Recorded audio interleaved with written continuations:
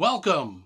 I am Brian Lee Durfee, author of The Forgetting Moon and The Blackest Heart, both published by Simon & Schuster's Saga Press. Today, we're going to be talking about why fantasy fans and fantasy writers should also read thriller novels. I mean, this is part of a series we've done, why fantasy fans and fantasy writers should read westerns, mysteries, nonfiction, romance. Now we're to thrillers. So probably a few I've missed.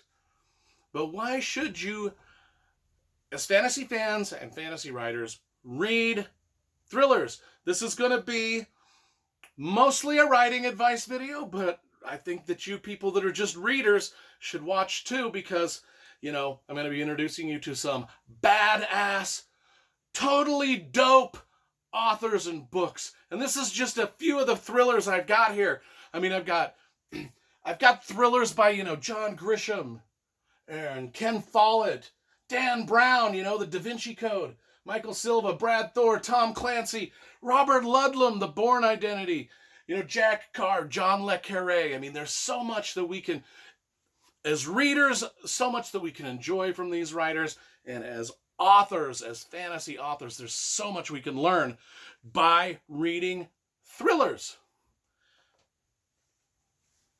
What can we learn? Well, let's get into it. First of all, when it comes to thrillers, it's all about the pacing. It's the pacing and getting people to keep flipping the pages, keep turning the pages, even at the end of the chapters, just keep turning. I got to find out what happens next. Oh my gosh, I got to find out what happens next. You've got to learn. You can learn more about breakneck pacing from these thriller novels than you can from almost any other genre. And if we get a flavor of this breakneck pacing into our fantasy novels, people are going to be glued to the book. They're going to be glued to the book, just like remember the first time you ever read the Da Vinci Code. Okay, let's just talk about that one. That one is the quintessential example of breakneck pacing, where every chapter, and you need to read the Da Vinci Code. I know the Da Vinci Code takes a lot of shit in a lot of literary circles, but I'm telling you, all the people that crap on it are wrong. They're wrong. This book is brilliant. It's dynamite. The reason I know that this book is brilliant, the Da Vinci Code, and all the other Dan Brown books, is because all you have to do is read the billions and billions of books that tried to copy the Da Vinci Code, didn't do it very successfully, and then you know how awesome the Da Vinci Code is. Just take a look. Just if you want to learn how to pace your novels, how to start and end your chapters, study what Dan Brown did with the Da Vinci Code. He starts everything out with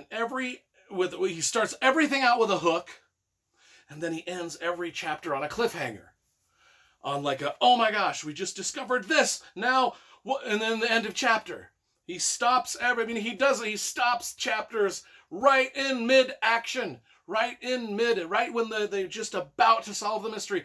They just about solve the mystery, but nope, chapter break. And you're like, oh God, they were just about to talk about it. And then he starts right up, and he gives you the information, and you're like, oh my gosh, but then by the end of that same chapter, he's introduced a new mystery and a new puzzle, and he doesn't give it to you. And so then you got to keep reading to the next chapter. This is brilliance. This is sheer brilliance. I mean, the Da Vinci Code. And anybody that wants to argue these points, all I'm going to say is 150 million copies sold worldwide, one of the top 10 largest selling books of all time.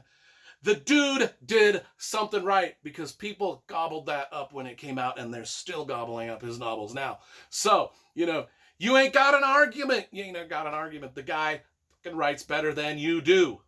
He just does. And you can study what he's doing and learn from it. Pacing.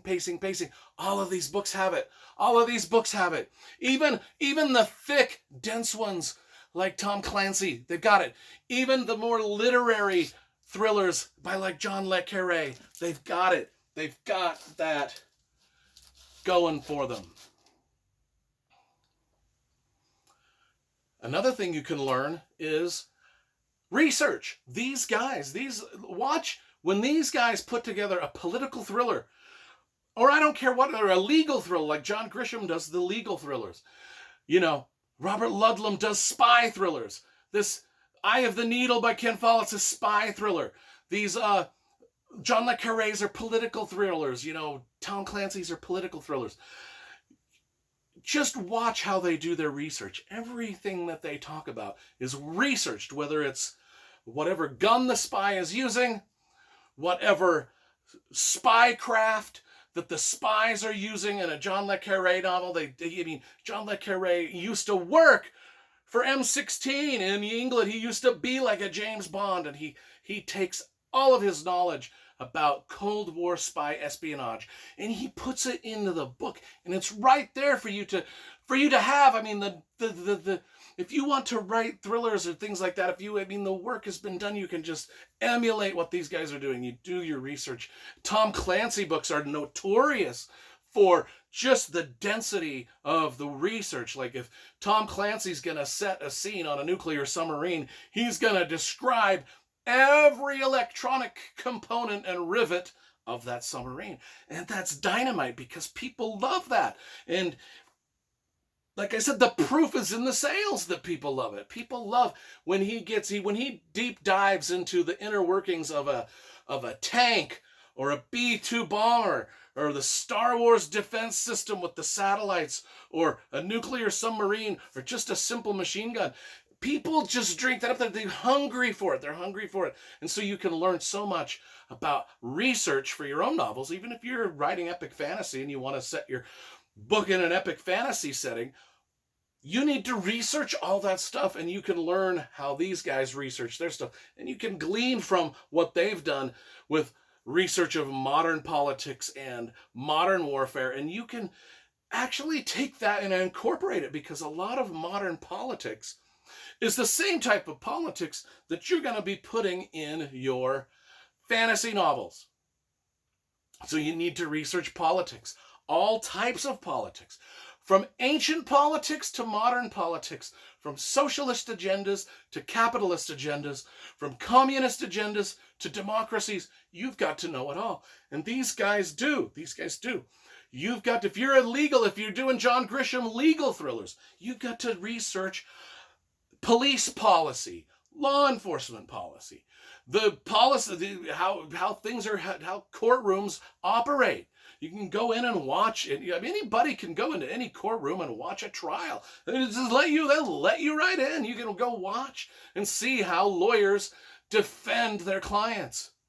You can see it. You can take notes. You can go in there and Robert Ludlum, these Bourne Identity books, you can take these things and almost turn them into thriller/fantasies, because there's nothing realistic about Robert Ludlum's spy novels. They are all male fantasy. I am the best, baddest spy on the planet. You've seen the Bourne movies. You know how they are. They're unrealistic. But yet you get a Tom Clancy that is absolutely 100% spot on realistic. There are no superhero fighters. There are no ninja type fighters.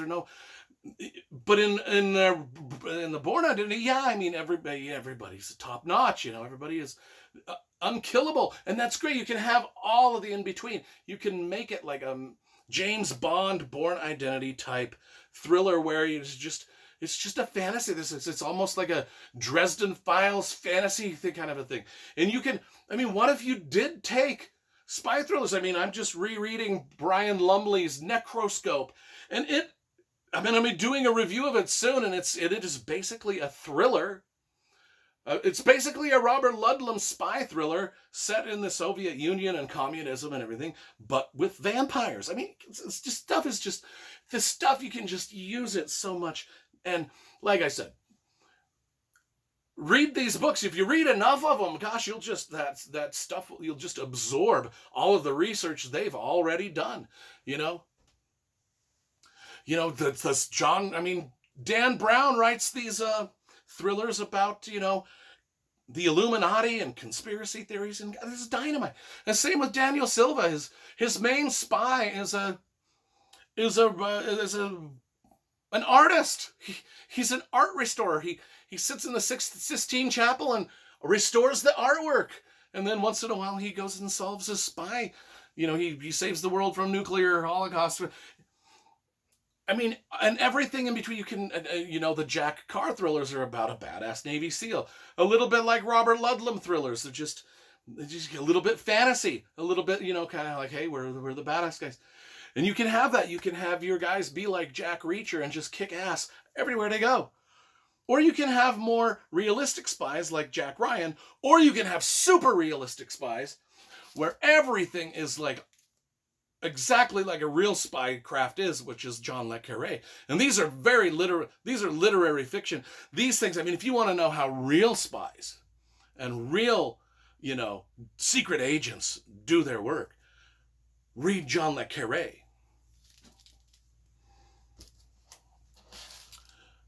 Watch Taylor, Tinker, Soldier, Spy.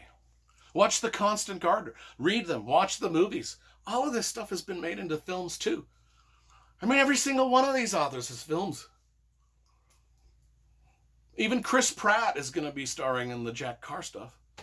Anyway, hey, just, that's my 2 cents. Thrillers, man. If you want to learn about pacing and research and how to just keep your books going and how to integrate great research into a novel, yet still keep the pacing just alive, thrillers are where you got to study. Thrillers are the genre you got to read and study. And if you're just a reader, if you're not a writer, you don't give a f- about writing anything, God, you can't go wrong reading a thriller. They're called thrillers because they thrill you. It's like being on a roller coaster, only fucking better. 10 times better. I don't want to go on roller coasters at my age anymore. I want to sit on my porch in the sun or the shade and read thrillers. That's all that's the extent of this adrenaline junkie's whatever. Adventure, thrillers, man. I swear, sad thrillers.